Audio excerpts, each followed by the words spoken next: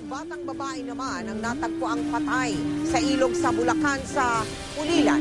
Hinala ng pamilya ng biktima. Hinalay muna ito bagong pinatay. Nakatutok si Jeremy. Hindi na siya nakabalik hanggang sa nakatanggap ng ulat ang Hagonoy Police na may lumulutang na bangkay sa isang ilog.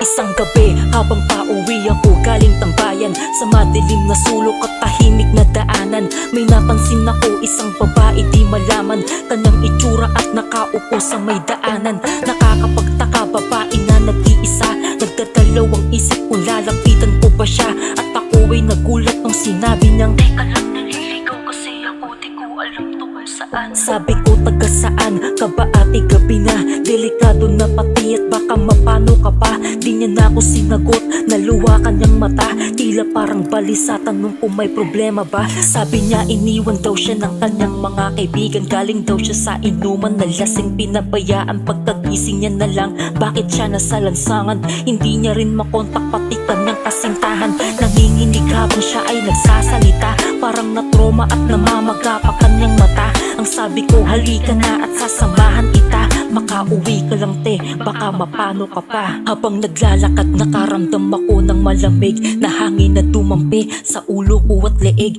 Hinayaan ko na lang habang matay nagmamasid, takot binaliwala basta siya'y maihatid. Sabi ko okay ka lang, di na siya umiimik, tulala at parang may pangalan na binabanggit. Sabi ko meron ka pa bang magulang o kapatid? Sagot niya,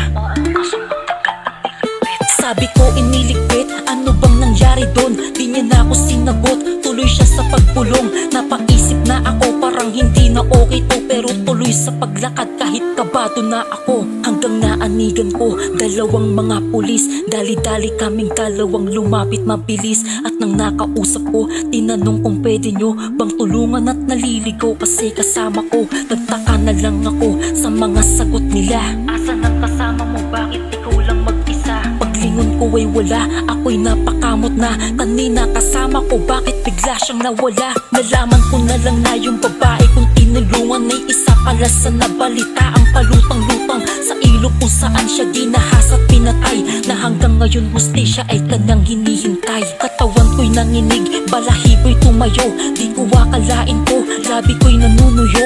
Yung akala kong naliligaw, tangina isang ligaw palang kaluluwa't di matahimik na multo.